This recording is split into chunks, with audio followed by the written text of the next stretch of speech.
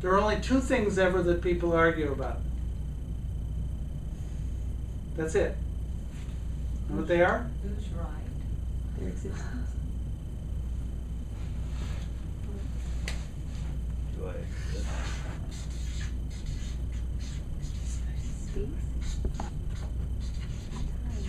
Space and time. It's the only two things that anybody ever argues about.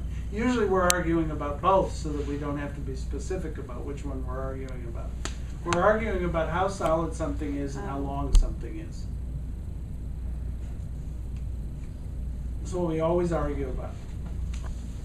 Any and all arguments can be boiled directly down to an argument about space and time if in relationship you explore somebody's perception of space and somebody's perception of time. It unwinds all the arguments in advance.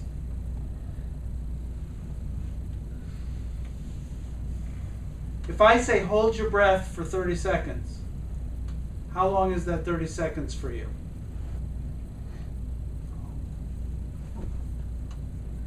It entirely depends on what? Can you tell that for nobody in this room would that 30 seconds be the same? Because it's a relation to your breath, it's a relation to your attention on it, it's a relation to your ability to see how muddy it gets really fast? Now to the clock it may be 30 seconds. How late is late?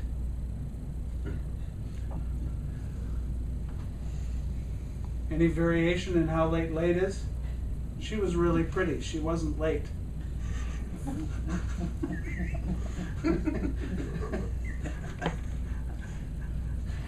We've been married for a number of years. She was really late. At least 11 seconds. The bitch. She hates me and she's trying to undermine our relationship. She knows it's important to me to be on time. We argue about space and time. We argue about ourselves, with ourselves, about space and time, as though we have some idea what in the world we're talking about. So now, here we are, 2% of 2% here. What you going to do with that 98%?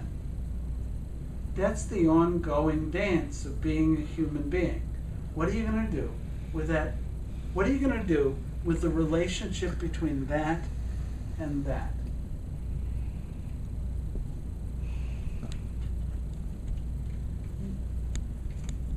You can go the cowboy way and try and get 2% up to 3%. Or try and get 2% up to 100%.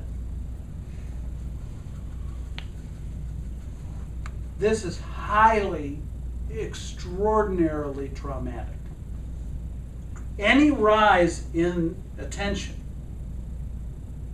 is met with an insufficiency of that which you could put attention on. In other words, extra attention is what you're afraid of. Extra attention is what you do everything so that you don't have. Extra attention is what human beings don't want for nothing. That's why we're so susceptible to marketing. Because marketing is all about a fight for your attention. Is it based on where we've kept it? Yes.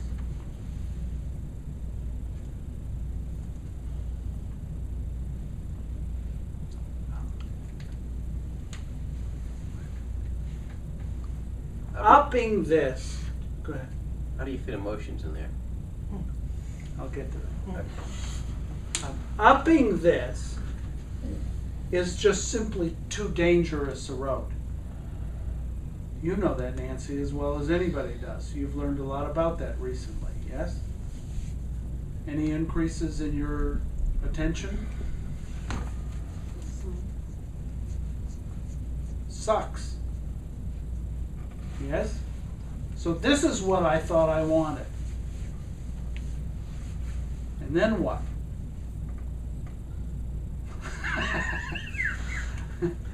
What do you do with it?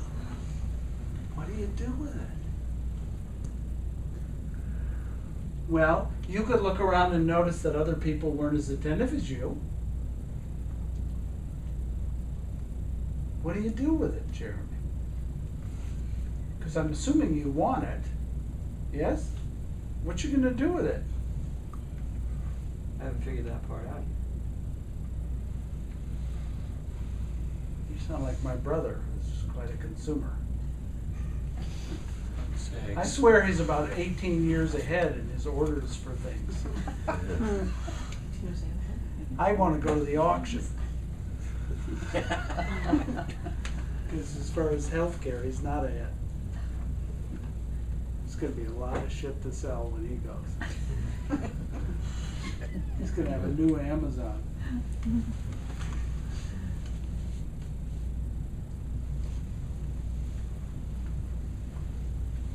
I would say just change where your 2% of attention is throughout the 98%, or Nice. the 2% of the 100% of the 2% of the 98%.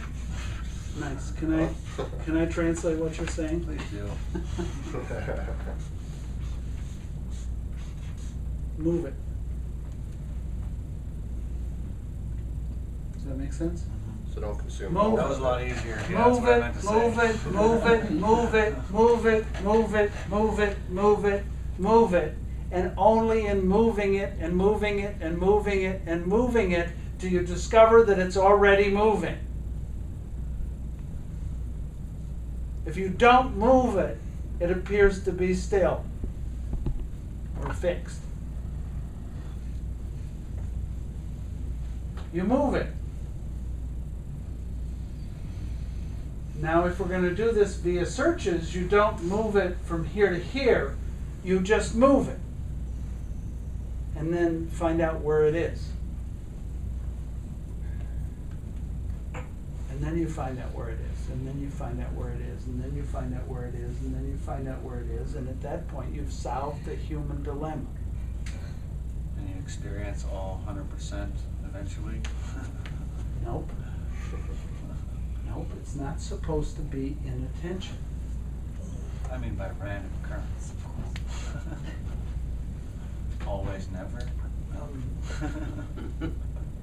To the degree that the finite can understand the infinite. It's those monkeys in the typewriter. But what happens when you move it? And move it and move it, and then discover it's moving on its own. What happens is the solution to the human dilemma. Attention on attention. It's present. It's attention on attention.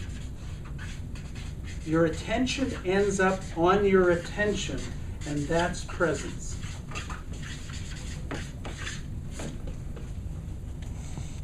That's it. And that's the end of the cycle. Because now you have a witness who searches without an object. And that awareness of being the puppet, that it's being moved, being breathed, being lived, being...